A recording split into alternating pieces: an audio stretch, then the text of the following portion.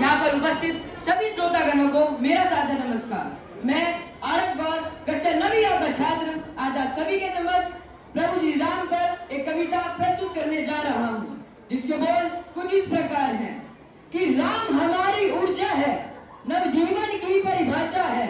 राम हमारी ऊर्जा है, नवजीवन की परिभाषा है। राम हमारे अंधकार में भी प्रकाश की आशा है। राम हमारे आदर्शों का सर्वोत्तम आधार है। राम हमारे जल थल नभ है। राम सकल संसार है और जिसकी त्रिकुटी की गति से ही पाताल नियत गति पाता है और जिसके केवल एक रूप में यह ब्रह्मांड समाता है। जिसके केवल एक रूप में यह ब्रह्मांड समाता है। जैसा कि आप सभी को ज्ञात ही होगा कि प्रभु श्री राम की लाखों विशेषताएं हैं, परंतु क्या आपको पता है कि किस कारणवश प्रभु श्री राम को वन में रहते हुए भी माता सीता से वनवास सहना पड़ा? आइए आगे की पंक्ति में इसको जानते हैं कि सागर पार करे बिन प्रभु वैदे ही को पा सकते थे। सागर पार करे बिन प्रभु वैदे ही को पा सकते थे। राम भक्त हनुमान सिंह को लंका जाकर ला सकते थे, लेकिन प्रभु ने कदम कदम पर सही गलत का ध्यान रखा। अनगिन कष्ट उठाए फिर भी मर्यादा का मान रखा। कि अनगिन कष्ट उठाए फिर भी मर्यादा का मान रखा। सिर्फ धर्म स्थापित करने का मन में था विश्वास रहा। सिर्फ धर्म स्थापित करने का मन में था विश्वास रहा। और प्रभु ने सिंह ने प्रभु का वन में भी वनवास सहा। प्रभु ने सिंह ने प्रभु का वन में भी वनवास सहा। जगत जनन सीता माता का था पापी ने हरण किया। जगत जनन सीता माता का था पापी ने हरण किया। सर्व ज्ञान का सागर होकर अहंकार का वरण किया। कोना कोना दिग्गंत का लंकेश्वर से डरा हुआ था। कोना कोना दिग्गंत का लंकेश्वर से डरा हुआ था। नच से शीश तक रावण भुजबल के घमंड से भरा हुआ था। भर चुका था घड़ा पाप का लंकेश्वर के कर्मों का। भर चुका था घड़ा पाप का लंकेश्वर के कर्मों का। लंकेश्वर को कर्मों का फल देने नीति निधान गए। लंकेश्वर को कर्मों का फल देने नीति निधान गए। वैदेही को वापस लाने खुद त्रिभुवन की शान गए। वैदेही को वापस लाने खुद त्रिभुवन की शान गए। नल अंगद सुग्रीव जटायु, नल अंगद सुग्रीव जटायु नील और बजरंग बली।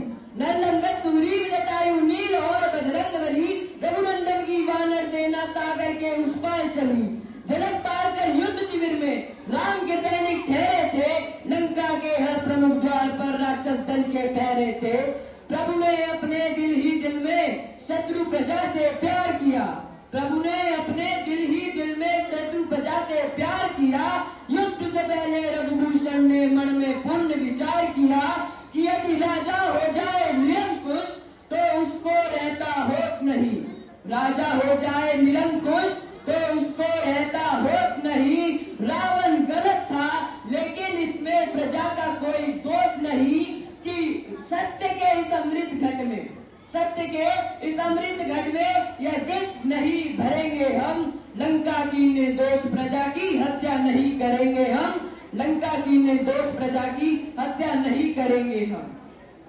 प्रभु श्री राम की गौरव गाथा सुनने के बाद रावण के मन में क्या विचार आए कि वनवासी के आगे निश्चीज नहीं झुकने दूंगा।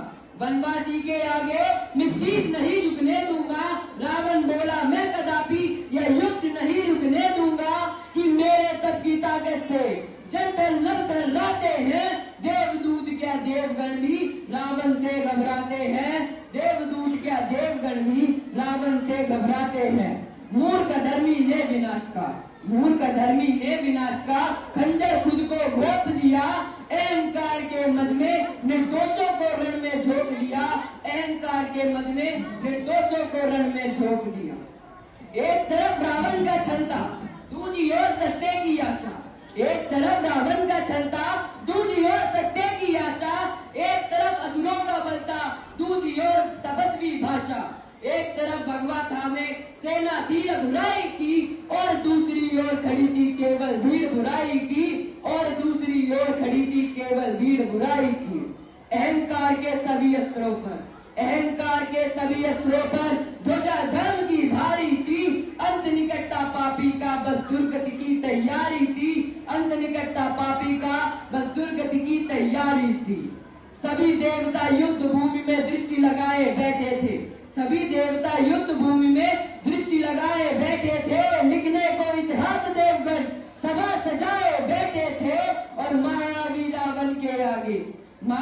रावण के आगे दिव्य अस्त्र भी दीन हुए। पल भर को भगवान राम भी मानो संज्ञाहीन हुए कि मायूसी के बादल भगवान राम की सेना पर उमड़ गए।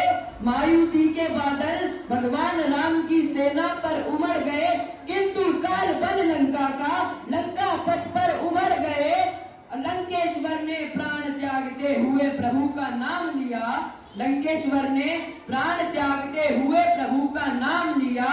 स्वर्गलोक से सभी देवों ने प्रभु को विनय प्रणाम किया। स्वर्गलोक से सभी देव ने प्रभु को विनय प्रणाम किया। धन्यवाद। जय श्री राम।